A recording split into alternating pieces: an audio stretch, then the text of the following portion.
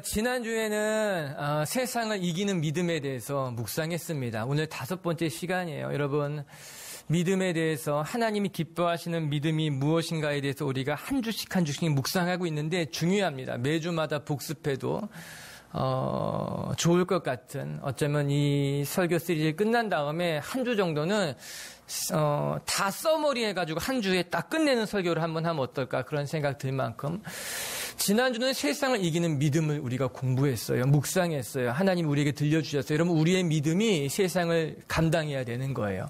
우리의 믿음이 세상 앞에 초라해지는 것이 아니라 우리의 믿음이 깨어있어서 세상을 감당할 때 하나님이 우리를 칭찬하실 것입니다. 그래서 우리는 믿음의 선한 싸움을 감당해야 되는 사람들입니다. 기억하시기 바랍니다. 하나님은 오늘도 여러분의 믿음을 통해서 여러분의 가정을, 이 세상을 회복하시기를 원한다는 거예요. 아멘. 창세기 12장에는 하나님이 아브라함을 부르시는 이야기가 나옵니다. 믿음의 시작이라 사람들은 그렇게 이야기해요. 창세기 1장부터 11장까지는 인류의 근원에 대해서 이야기해요. 그리고 12장부터는 믿음의 기원에 대해서 말씀하고 있어요. 하나님께서 갈대아 우르에 살고 있었던 아브라함을 부르시는 사건을 통해서 우리 모두를 믿음의 삶으로 초대하시는 장면이에요. 여러분, 그러면 하나님이 왜 아브라함을 부르셨을까? 우리 창세기 12장 1절 2절을 같이 한번 읽어보도록 합시다. 시작. 여호와께서 아브라함에게 이르시되 너는 너의 고향과 친척과 아베 집을 떠나 내가 내게 보여줄 땅으로 가라.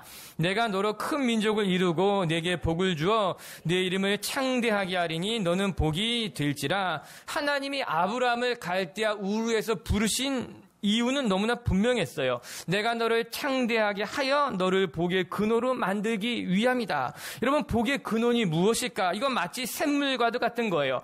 내가 복의 샘물이 되어서 그곳에서 기름물로 다른 사람들을 마시게 하겠다라고 하는 거예요. 아브라함을 복의 샘물로 만들어서 이 아브라함을 통해서 많은 사람들을 먹이겠다는 거예요. 많은 사람들을 살리겠다라고 하는 거예요. 그래서 복의 근원이라 이야기하는 거예요. 히브리 원어를 찾아가 보면요, 사실 이 복의 근원이라는 단어가 베레카라는 것이에요. 연못이란 뜻인 거예요. 하나님이 아브라함을 복의 연못으로 만들겠다. 너를 복의 근원으로 만들겠다. 너를 통해서 다른 사람, 다른 민족까지 복을 주겠다. 이것이 믿음의 시작이에요. 이것이 아브라함을 하나님이 부르신 이유였다라고 하는 거예요. 맞아요. 사랑하는 성도 여러분, 하나님이 우리를 믿음의 자녀로 부르셔서 여러분을 통해서 여러분의 주변을, 여러분의 가정을, 여러분의 일터를 살리시기를 원하셨어요. 바라셨어요. 그것이 우리가 감당해야 될 일이라고 하는 거예요. 오늘 제목이 그것이에요. 우리의 믿음이 이 세상의 축복의 통로가 되어야만 되는 것 아니겠습니까? 오늘 본문을 읽어보시기 바랍니다. 중풍병에 걸린 친구를 침상체에 예수님께 데리고 나와서 친구를 고침받게 한 이야기예요. 우리가 너무나 잘 알고 있는 이야기인데, 당사자는요, 중풍병에 걸려서 예수님에게 나아갈 수 없었어요. 그러자 친구들이 이 중풍병자를 데리고 지붕 위까지 올라간 거예요. 지붕을 뜯어서 예수님에게 내려보내게 됩니다. 그리고 예수님은 그들을 보시고 이 중풍병자를 고쳐주셨어요. 살려주셨다라고 하는 거죠. 오늘 본문을 같이 한번 묵상해 봅시다. 2절입니다. 시작. 침상에 누운 중풍병자를 사람들이 데리고 오거늘 예수께서 그들의 믿음을 보시고 중풍병자에게 이르시되 작은 자야 안심하라 내 죄사함을 받았느니라. 여기서 우리가 반드시 짚고 넘어가야 할 것은 그들의 믿음을 보시고, 이 말씀이에요. 즉 중풍병자의 믿음을 보시고 그를 낫게 해주신 것이 아니라 중풍병자의 친구들의 믿음을 보시고 주님이 이 사람을 낫게 해주셨다라고 하는 거예요. 그래서 성경은 분명하게 밝히고 있어요. 그들의 믿음을 보시고. 참 감동스러운 장면 아닙니까? 오랜 시간 동안 걷지도 못한 채 쓰러져 있었던 이 사람을 친구들이 직접 예수님에게 데리고 나가는 거예요. 여러분, 그 모습이 감동적인 거예요. 그리고 예수님이 그 친구들의 모습을 보시고 감동을 받으셨어요. 그들의 믿음을 보시고 마음이 기뻤다라고 하는 겁니다. 저는 이 장면이 복의 근원으로서의 삶이 어떤 것인지를 우리에게 매우 잘 보여주는 장면이라 생각합니다. 또한 예수 믿는 사람들이 어떤 삶을 살아야 할지를 보여주는 말씀이기도 한 거예요. 이 시대에 필요한 믿음이 바로 이런 믿음이라고 하는 거예요. 나만 복받는 믿음이 아니라 내 믿음으로 내 친구가 살아나고 내 믿음으로 말미암아 내 이웃이 살아나는 것, 그것이 하나님이 오늘 우리에게 요구하시는, 하나님이 원하시는 믿음의 삶이라고 하는 겁니다. 우리는 늘 나를 위해 기도하기에 바빠요. 내 문제를 위해 기도하기에 바빠요.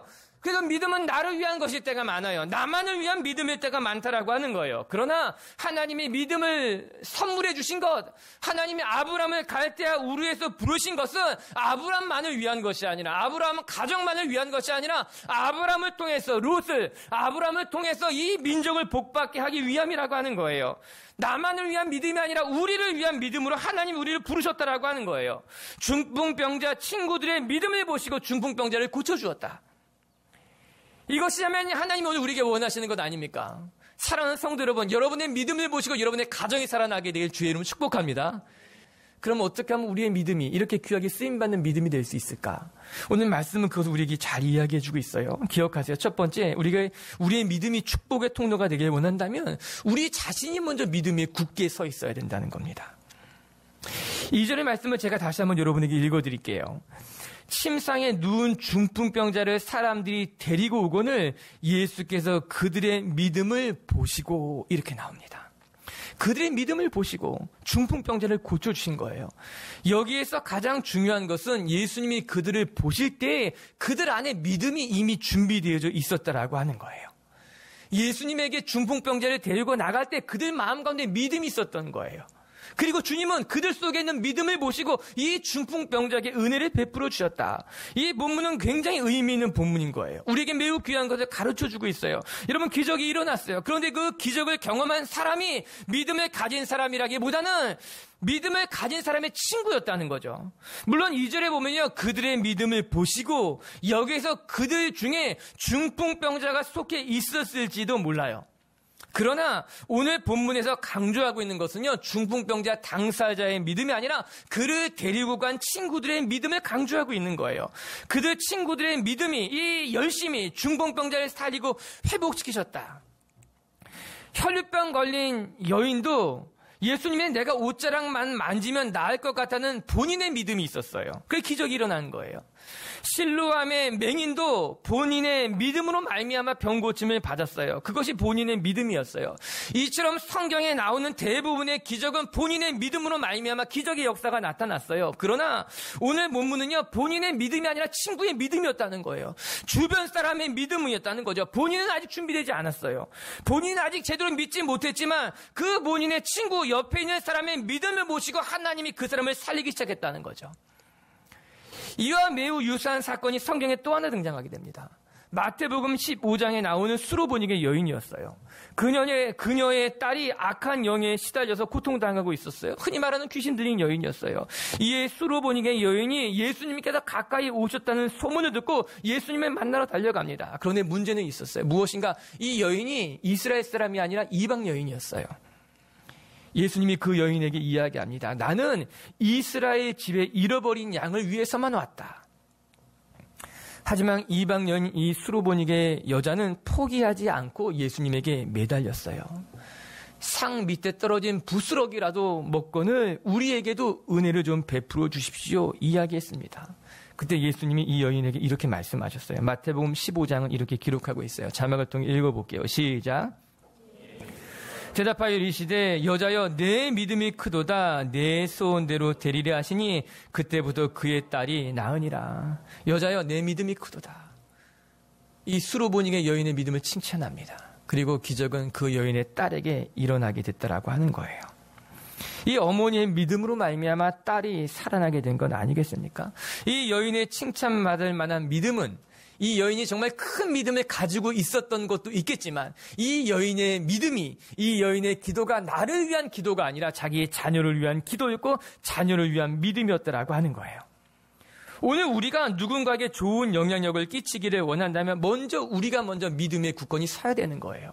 수로보닉의 여인이 딸을 살리기 위해 먼저 이 여인이 믿음을 가지고 있었던 것 같이, 중풍병자의 친구들이 믿음으로 준비되었던 것 같이, 우리가 축복의 통로로 쓰임받기를 원한다면, 나의 자녀가, 나의 가정이 하나님의 은혜를 받기를 원한다면 그 전에 내 믿음이 먼저 준비되어져야 된다는 것, 내가 먼저 믿음에 굳건히 서야 된다는 것을 오늘 말씀이 우리에게 이야기하고 있는 것 아니겠습니까? 두 번째, 우리가 또 기억해야 될 것이 있어요. 우리가 축복의 통로가 되길 원한다면요, 우리의 믿음이 행동을 낳아야만 된다는 거예요.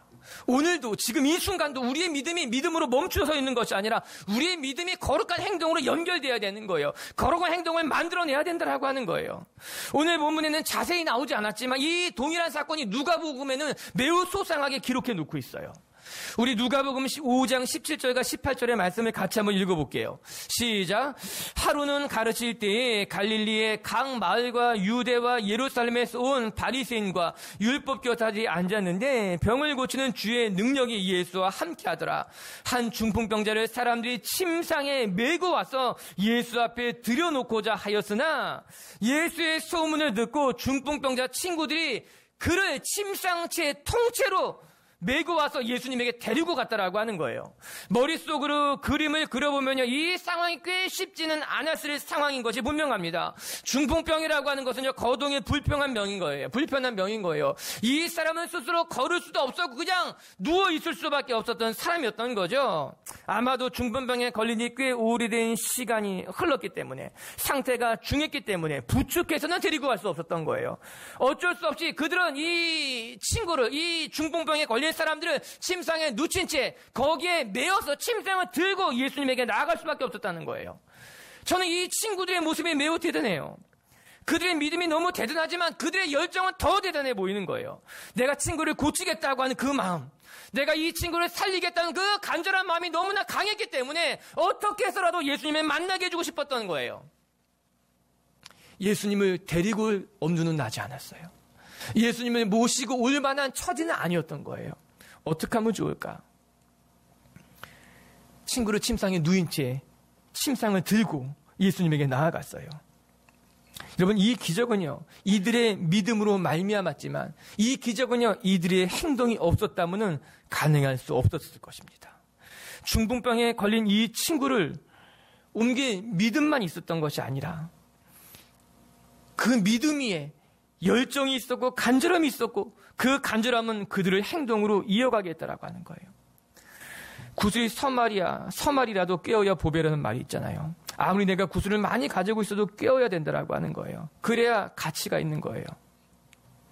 우리의 믿음도요, 머릿속에 있으면 그것은 반쪽짜리 믿음인 거예요. 머리로만 알고 있는 믿음, 기도해야지, 믿음대로 살아야지만 하는 그런 믿음은 역사가 나타나지 않는다라고 하는 거예요. 믿음이 있다면, 내가 기도해야 된다고 생각한다면, 내가 말씀대로 살고자 원한다면 우리는 우리의 믿음이 삶 가운데 연결되어야 되는 것 아니겠습니까? 그것이 진짜 믿음인 거예요. 그때 하나님의 역사와 기적이 나타나는 건 아니에요. 축복의 통로로 쓰임받고 싶다면, 여러분, 우리 중에 축복의 통로로 쓰임받고 싶지 않은 사람이 어디 있어요? 내가 믿음을 가졌다면, 내가 기도하는 사람이라면, 내가 예수 믿는 사람이 됐는데 축복의 통로로 쓰임받고 싶지 않은 사람 손들어 보세요. 아무도 없을 거예요. 우리는 다 축복의 통로로 쓰임받고 싶어해요. 우리의 기도를 통해 놀라운 역사를 경험하고 싶어해요. 문제는 뭐예요? 마음만 있는 거예요. 생각만 있는 거예요. 머릿속에만 가득하다라고 하는 거예요. 처음 낚시를 갔어요. 우리 삼촌이, 제가 어렸을 때 낚시터에 갔는데 낚시터 입구에는 써 있었어요. 물 반, 고기 반. 그래, 여기 가면 고기 많이 잡을 수 있다 그랬어요. 고기를 풀어놓는다 그랬어요. 우리 삼촌이 그랬어요. 가면 고기 다 낚을 수 있다고. 넣기만 하면 낚을 수 있다고. 처음 낚시 가는데 한 마리도 못 잡고 왔어요.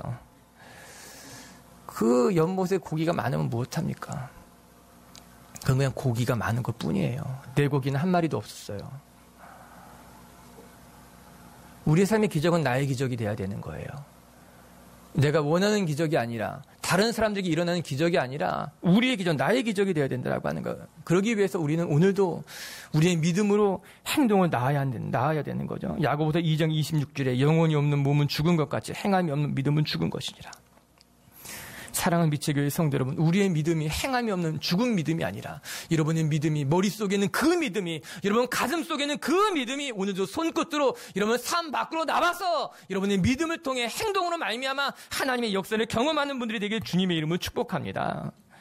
말씀을 좀 더 들여다볼까요? 누가복음의 5장 18, 19절은 계속해서 이런 말씀이 나와요. 같이 한번 자막을 통해 또 읽어봅시다. 오늘의 사건이에요. 시작.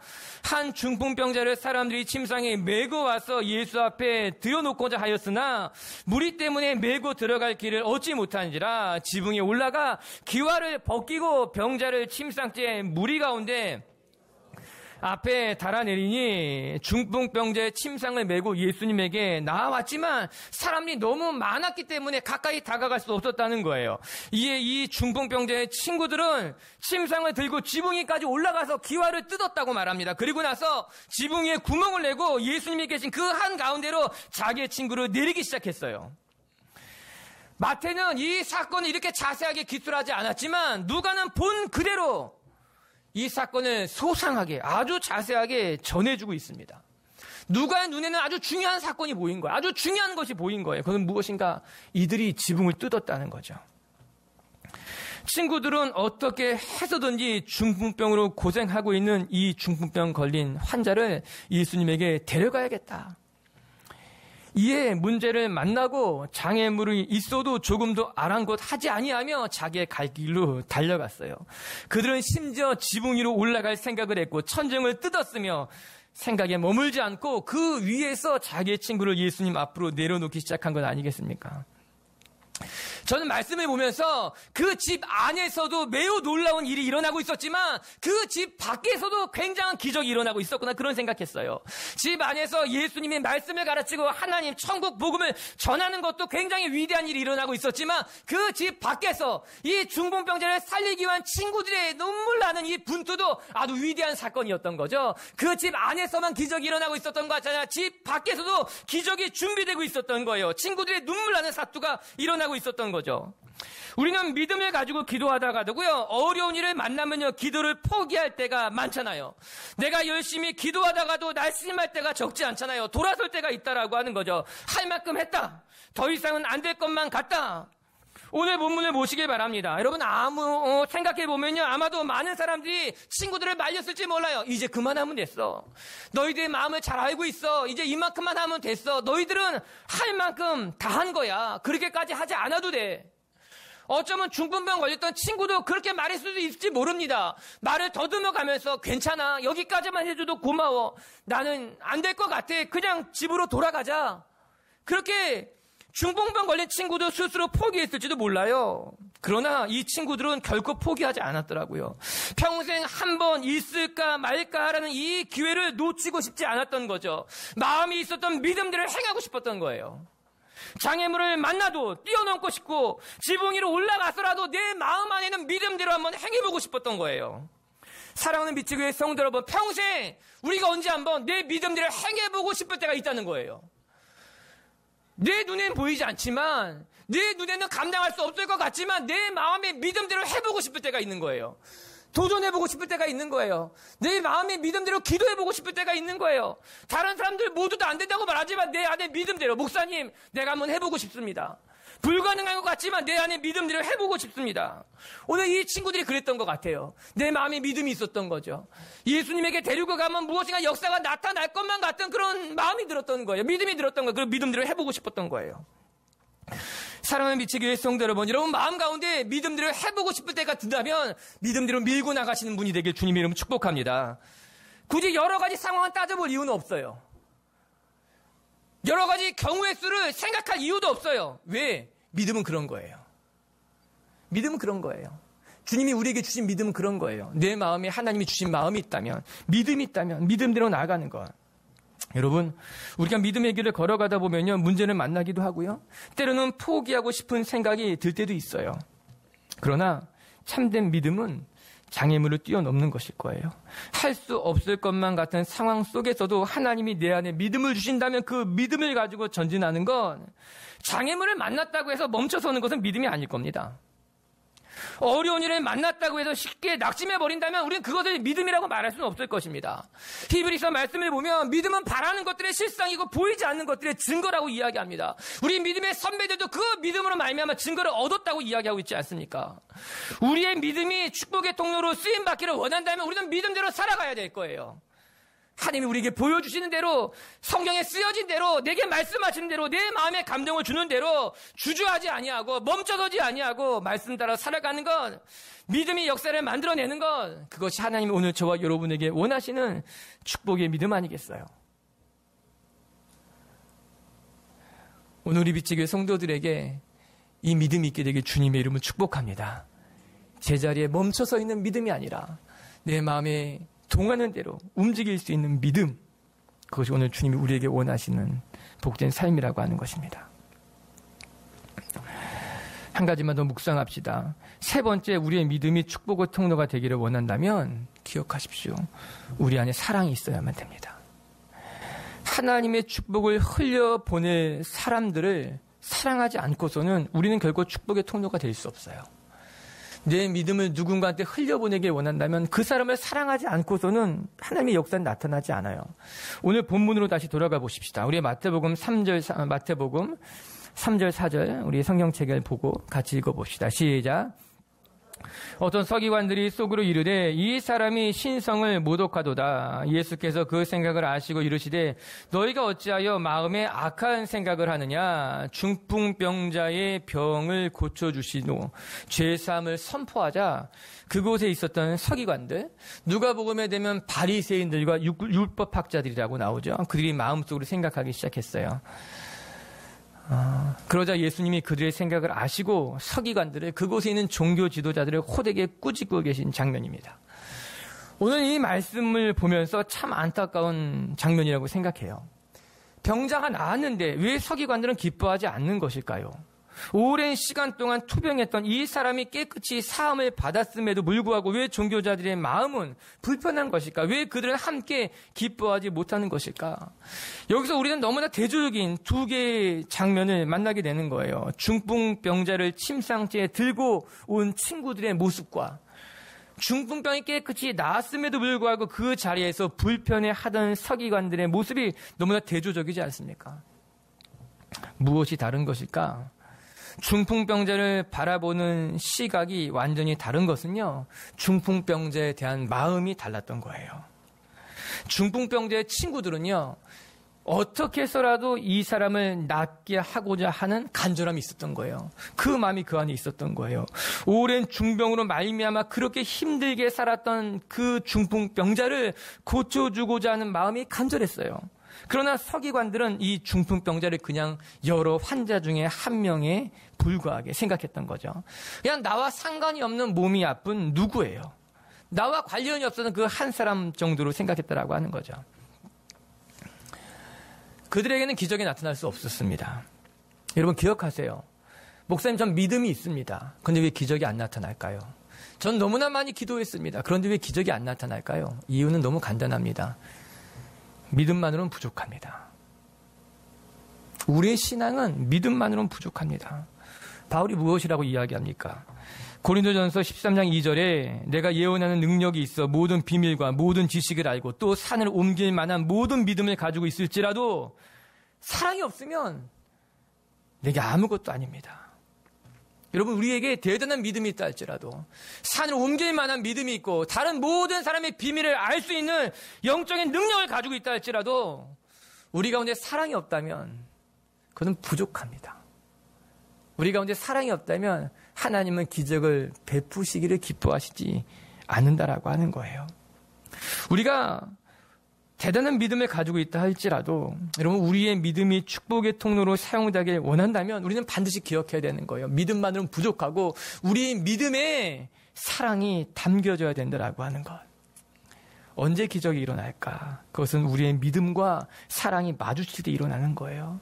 중풍병자를 메고 들어간 그들의 믿음에는 사랑이 가득했던 거예요. 그리고 주님은 그들의 믿음만 본 것이 아니라 그 믿음 안에 담겨져 있었던 간절함, 그 믿음 안에 담겨져 있었던 이 중풍병자 친구에 대한 애정, 사랑, 그 충만함을 예수님이 같이 보시게 된 거예요. 그리고 이야기하는 거죠.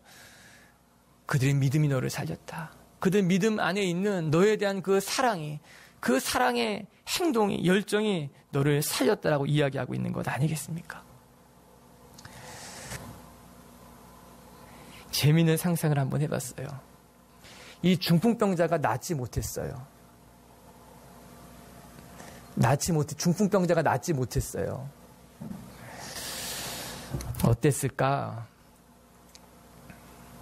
그래도 중풍병자가 행복했을 것 같아요. 나를 데리고 여기까지 와준 그 친구들 때문에 전 중풍병자 너무 행복했을 것 같아요. 중풍병자의 몸은 치유되지 않았을지 모르지만 중풍병자의 마음은 깨끗하게 치유됐을 것 같아요. 그게 기적 아닐까요? 그게 능력 아닐까요? 내 삶에 내 몸은 안 날지 모르지만 내 마음을 회복하는 것, 내 영혼을 회복하는 것, 그 기적이 아닐까요? 그러나 중풍병이 깨끗이 낫어요. 왜요? 하나님이 살아계시기 때문인 거예요. 하나님은 믿음이 있는 자를 축복하시고요. 하나님은 그 믿음 안에 사랑으로 나오는 자를 축복하시는 분이기 때문에 이 중풍병자는 나을 수밖에 없었다라고 하는 거예요. 오늘 우리 안에 이 믿음이 있고 이 사랑이 있어서 우리가 축복의 통로로 다른 사람들에게 하나님 복을 흘려보낼 수 있는 귀한 통로로 쓰임받는 하나님의 사람들이 되길 주님의 이름을 축복합니다.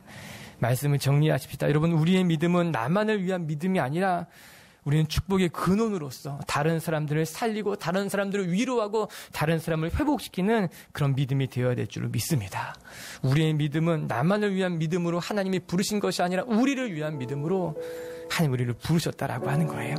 오늘도 그렇게 저와 여러분의 믿음이 다른 사람의 축복의 통로가 되는 하나님의 사람들이 되길 주님의 이름으로 축복합니다.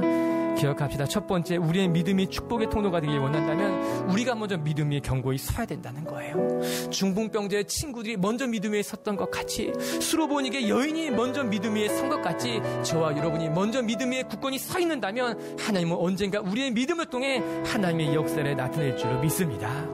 그리고 두 번째, 우리의 믿음이 축복의 통로가 되려면 우리는 이 믿음으로 행동을 만들어야 되는 거예요. 머릿속에 있는 믿음이 아니라 가슴 속에만 있는 믿음이 아니라 이 믿음이 우리의 삶 밖으로 터져나와서 행동으로, 열매로 아름답게 뿌리내릴 수 있는 하나님의 사람들이 되기를, 죽음을 뚫을 수 있는 믿음을 가진 분들이 되길 주님의 이름으로 축복합니다. 그리고 세 번째, 우리의 믿음이 축복의 통로가 되길 원한다면 꼭 기억합시다. 이 믿음에는 사랑이 필요하다는 거예요. 믿음만 가진 반쪽짜리 신앙이 되는 것이 아니라 믿음 위에 사랑이 있어서 여러분의 믿음이 사랑으로 많은 사람들의 마음까지 영혼까지 회복하고 치유할 수 있는 하나님의 사람들이 되길 주님의 이름으로 축복합니다.